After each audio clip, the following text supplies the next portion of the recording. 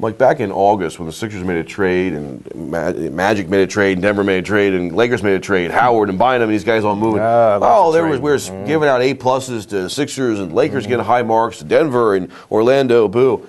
And now I wouldn't give anybody an A or a B on this, and probably the highest marks might be coming from like in Orlando. At least their players have been on the court and playing somewhat well. Those players they're not winning games as much, and Denver maybe, but Andre Iguodala hasn't put up great numbers, but at least they're.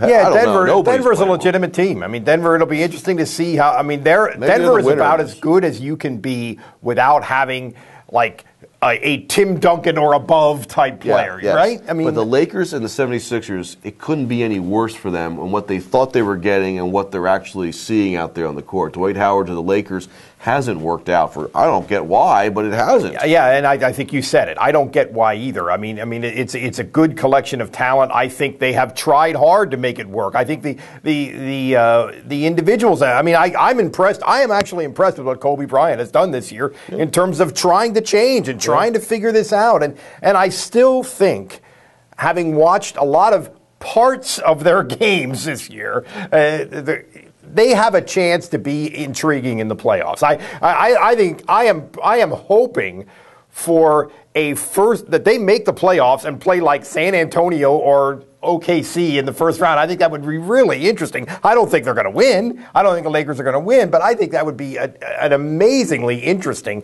first round series. They got to get into playoffs first. They do, and I'm not sure they're going to. It's not, by no means a lock. But this is one of the most interesting things about basketball to me is the elusive quality of chemistry that you've got to have in terms of players fitting together. Unlike many sports, you just can't assemble a bunch of parts and think they're going to work. Absolutely, you can. Red Auerbach used to put together some pretty good Celtic teams, and I wish he would look at it. But we were saying this before. They have a good point guard in Nash. Like Bob Cousy would have been with the Celtics. And they got the good two guard. It just seems like these guys just aren't meshing properly. I don't know why. But speaking of not meshing properly, how about Andrew Bynum? You had a great analogy of a TV character that you thought he was like. What would Doug Collins? Well, it reminds me of Jerry Seinfeld with Newman. Newman. I could just hear Doug Collins saying, Bynum. Hello, Bynum. I mean, it's turning out that Bynum could end up being one of the most important historical figures in the history of the Sixers franchise in a disastrous way. It's right up there with Jeff Ruland.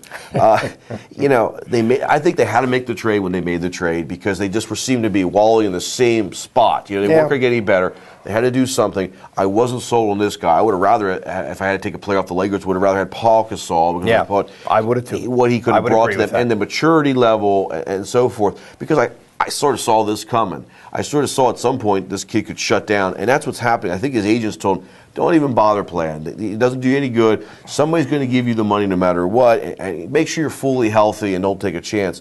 And I don't think, if you give him a contract for the Sixers, and he gets money, that's what he's waiting for is his money. He's in a contract year now. He's not going to play for you in the future. He's going to, But on the other hand, if they don't sign him, then they're back where they were floundering. I mean, he has put them in an incredibly difficult position, and only, there's no way to crawl inside his head and his heart and know how much of this is wanting to and how much of this is really being hurt. I don't know, but it's a bad situation for the Sixers. There's no question about that. Body language, you can see it, though. I see something I don't like when I look at his body language. And I look at the body fat on the guy right now. I'm going, you couldn't have dieted a little bit during this time? For God's sake, decaf and carbohydrates. This does put them behind. Unlike other sports where you get draft picks if you lose somebody, you lose a player like the NBA, or in baseball and in the NFL.